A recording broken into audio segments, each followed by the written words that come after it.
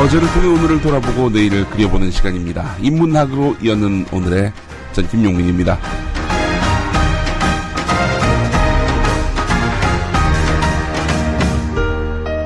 오늘은 2013년 8월 7일, 수요일입니다. 벌써 한 주간의 중간입니다. 오늘 아침은 모차르트의 오페라 마술 PD의 한 부분을 여러분께 첫 곡으로 소개해드릴까 합니다. 모차르트의 오페라 마술 PD의 주연은 누구일까요? 줄거리를 보면은 당연히 주인공은 왕자인 타미노와 공주인 타미나라 하겠습니다. 하지만 정말 빛나는 조연들이 한둘이 아닙니다. 그 가운데 하나가 바로 타미노의 어머니인 여왕인데요. 이 오페라 마술 PD 제2막에 나오는 밤의 여왕 아리아의 노랫말 들어보시죠. 지옥의 복수심 내 마음속에 불타오르고 죽음과 절망이 내 주위에 불타오른다. 내 손으로 자라스트로에게 죽음의 고통을 주지 않는다면 넌 더 이상 내 딸이 아니다. 너와 영원히 의절하겠다. 널 영원히 버리겠다. 피로 이어진 너와의 모든 인연을 영원히 끊고 말겠다. 내 손으로 자라스트로의 목숨을 빼앗지 않는다면 들어라, 복수의 신들아. 이 어미의 맹세를 들어라. 아이고, 이 가사가 참 살벌하죠. 이 밤의 여왕 아리아. 이 음악으로, 이 성악 공부한 음악도들이 적지 않았을 겁니다. 아마 음악 들어보시면은, 이거 정말, 이 음악에 도전한다는 것 자체가 아무나 할 수 있는 일이 아니구나. 아마 이렇게 생각이 드실 겁니다. 수많은 음악도들에게 도전과 의욕과 좌절의 슬픔을 동시에 안겨주었으니 이 밤의 여왕이야말로 마술 PD를 가장 널리 전파한 주역이라 하겠다. 이런 평가도 있습니다. 자, 밤의 여왕 아리아 한번 들어보시죠. 귀에 익숙하실 겁니다.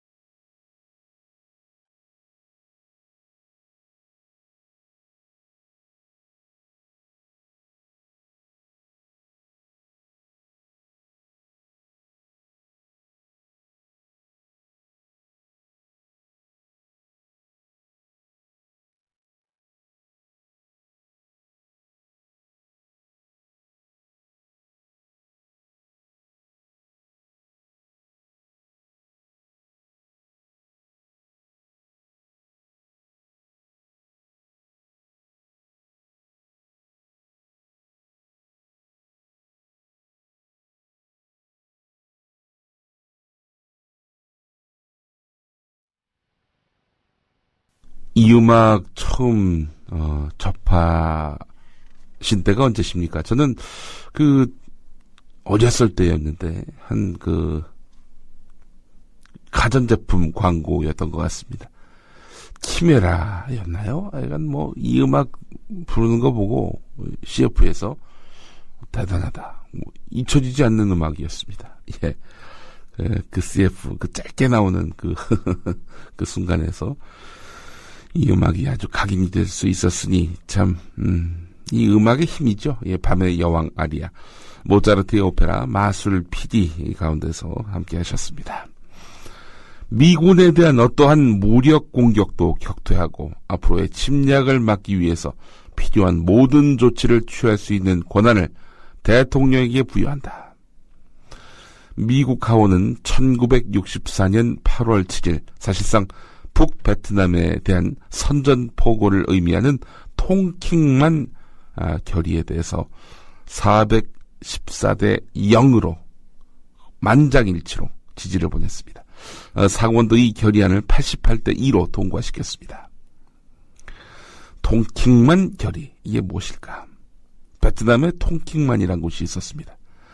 여기서 이제 초계 중이던 매독스호를 비롯한 미국 구축함 2척과 이 미국 구축함 2척이 말이죠. 예.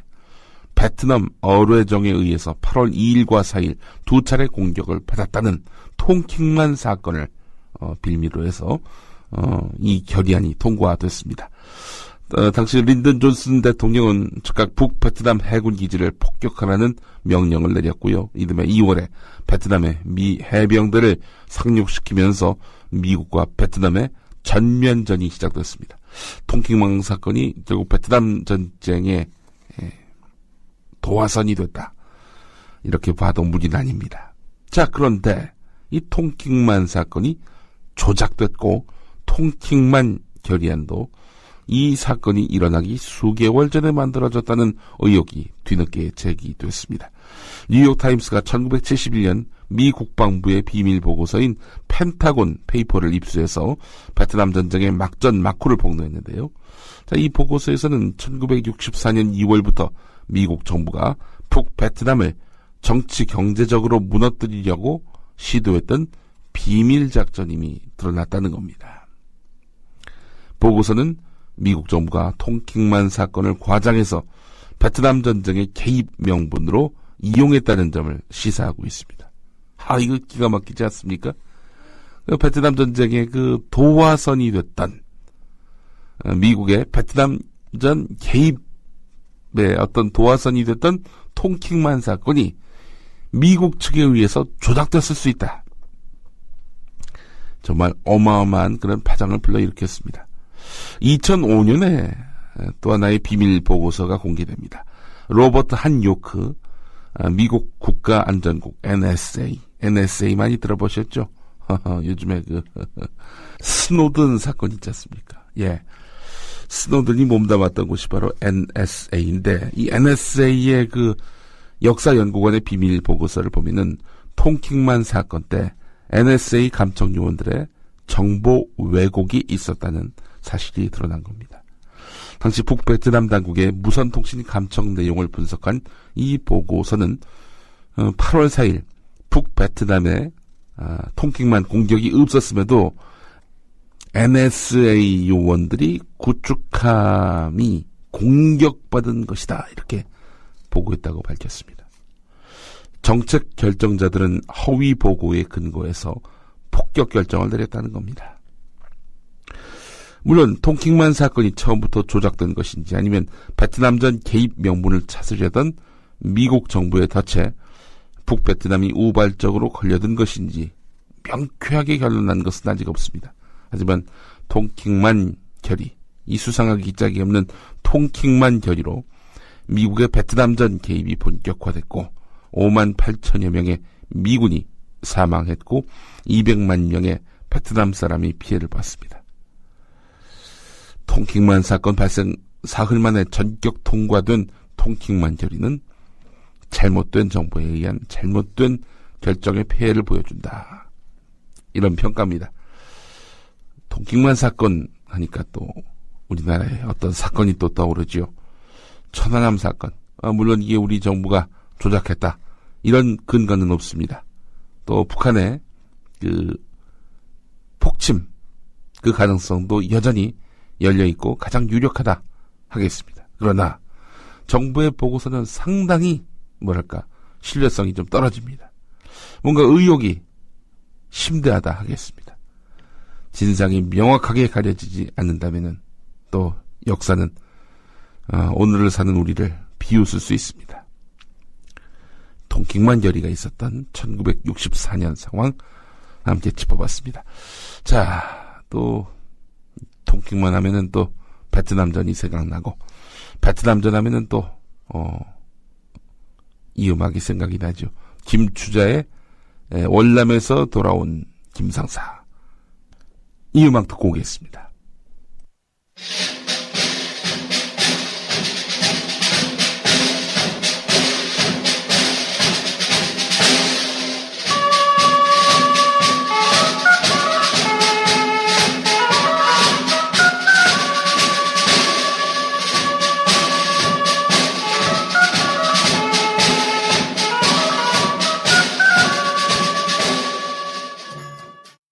네, 월남에서 돌아온 김상사. 당시만 해도 정말 최고의 신랑감이었고 남성성의 상징이었습니다. 예, 월남에서 돌아온 김상사를 만나봤습니다. 월남에서 돌아온 김상사, 고엽제 후유증, 또 전쟁에 대한 트라우마. 그 이후에 김상사의 삶이 과연 행복했는가? 우리가 또 한번 짚어봐야 되겠습니다. 하여튼 당시에는 월남전에서 돌아왔을 당시에 김상사는 가장 우대받았던 존재였습니다. 김추자의 노래, 당시에는 뭐 거의 아이돌이었죠. 김추자의 월남에서 돌아온 김상사였습니다. 국민TV 라디오 이문학으로 여는 오늘 함께하고 계십니다. 1806년 이 무렵에 신성 로마 제국이 멸망합니다. 예. 962년 오토 1세가 황제에 오른 때부터 프란츠 2세가 그 제위에서 물러난 1806년 8월까지 독일 국가 원수가 황제 칭호를 보유하던 제국인데 844년이나 지속됐네요. 제국이 성립될 당시 초기에는 강력한 중앙 집권 국가였습니다. 신성 로마 제국이 말이죠. 18세기는 지금의 독일, 체코, 오스트리아, 리히텐슈타인, 슬로베니아, 벨기에, 룩셈부르크를 비롯해서 폴란드의 대부분과 네덜란드의 일부에 해당하는 영토를 갖고 있었습니다. 한때는 네덜란드와 스위스 전역, 프랑스, 이탈리아의 일부까지도 포함할 정도로 그 세가 어마어마했습니다. 이 제국은 고대 로마 제국의 부활, 계승을 자처했기 때문에 11세기에는 로마 제국, 12세기 무렵에는 신성 제국, 13세기 이후에는 신성 로마 제국으로 불렸습니다. 신성 로마 제국의 황제는 각각 다른 장소에서 대관식을 치른 다음 마지막으로 교황에 의해 로마 황제의 칭호를 받아서 제국 전체를 다스렸습니다. 하지만 황제의 권한이 제국 전역 곳곳에까지 미치는 황제 국가라기보다는 중부 유럽 국가들의 느슨한 정치 연방체에 더 가까웠습니다. 자, 전성기가 호헨슈타우펜 왕조까지였는데 이후에는 교황권과의 갈등, 지방 제후들의 세력 확대로 황제의 지배권은 차츰 약해지기 시작했습니다.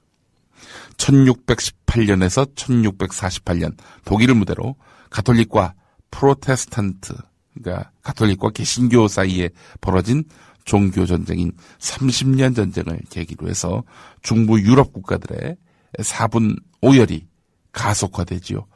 신성 로마 제국의 결속력은 더욱 내리막길을 걸었습니다. 지들끼리 싸우는데 결속력이 약해지는 건 당연하지요.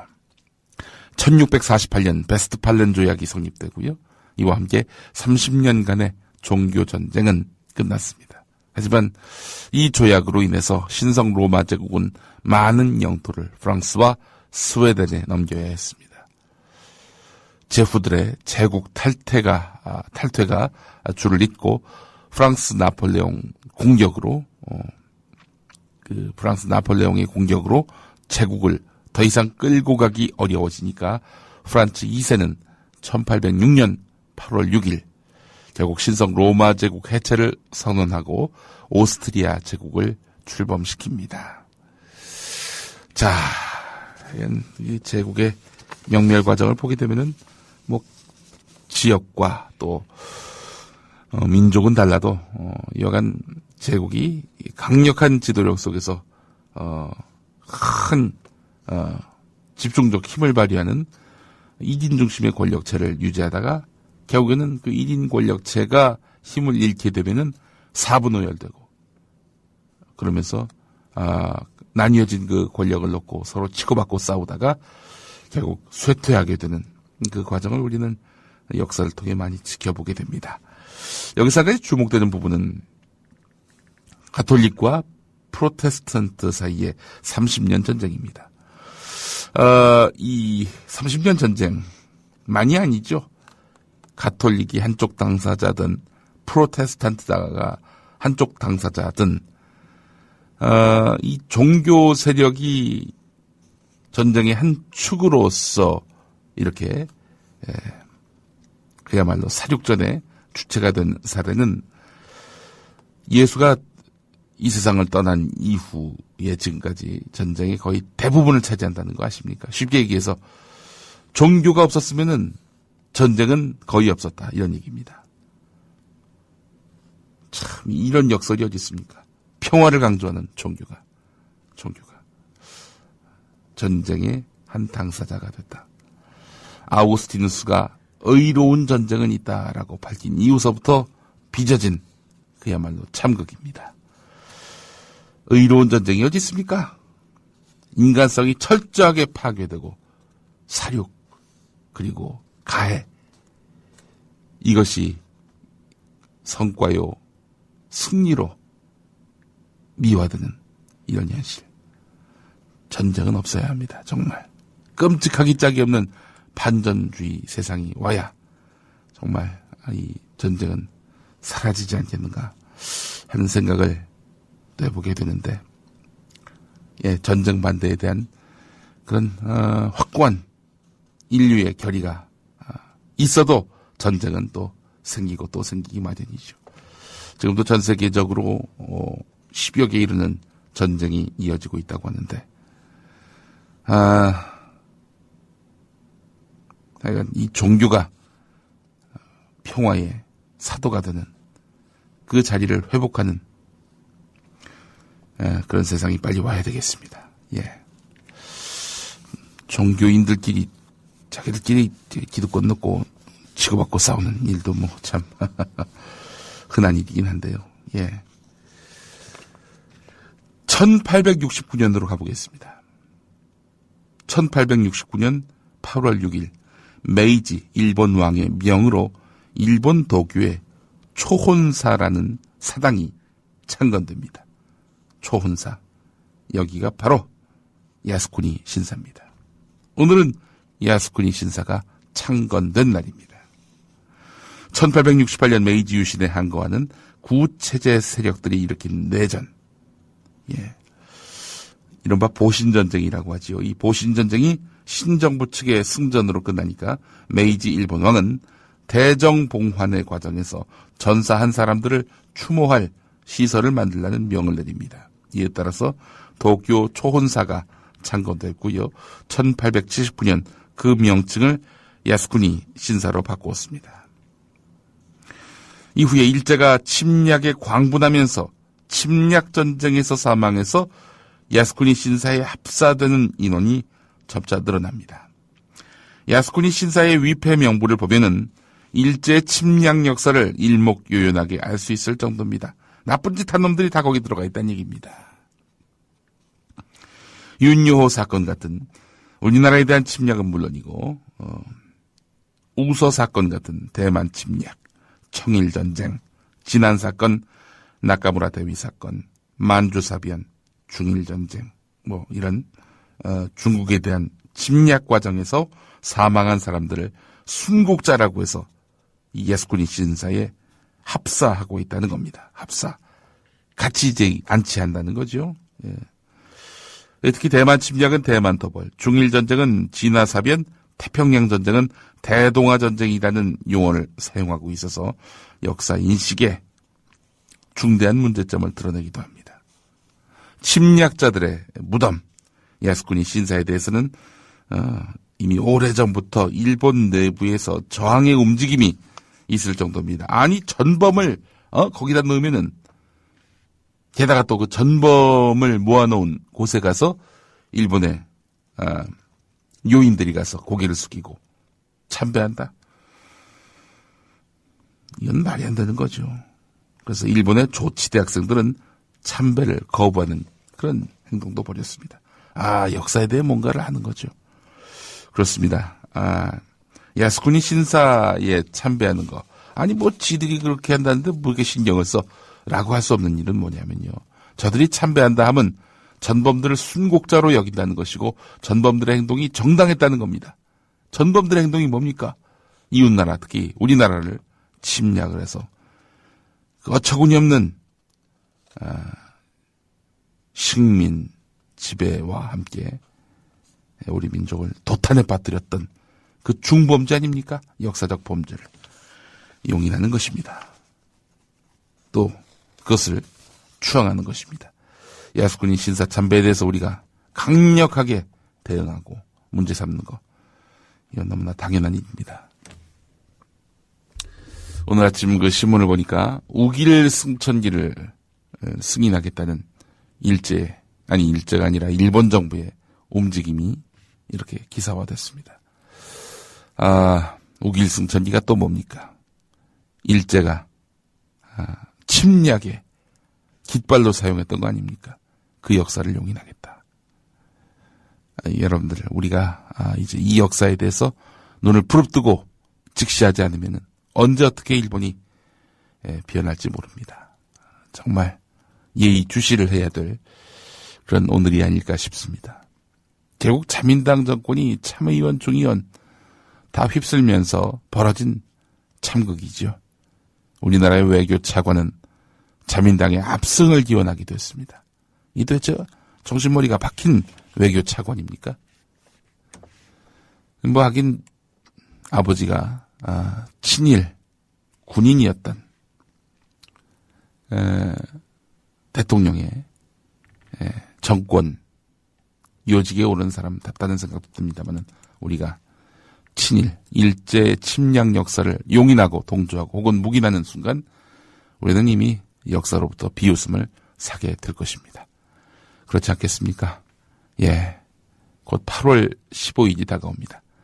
광복절의 의미를 다시 한번 새겨보면서 다시 침략의 망령이 되살아나는 것은 아닌가 하는 그런 깊은 경각심을 갖고 우리가 오늘을 직시해야 되지 않을까라는 생각을 해보게 됩니다. 자, 인문학으로 여는 오늘 순서를 모두 마무리하겠습니다. 아시는 분들은 아시겠습니다만은 김추자 씨 노래 전까지는 녹음이었고 김추자 씨 노래가 끝난 다음부터는 생방송으로 진행했는데 이제 마칠 시간 됐네요. 여러분 오늘 좋은 하루 되시고요.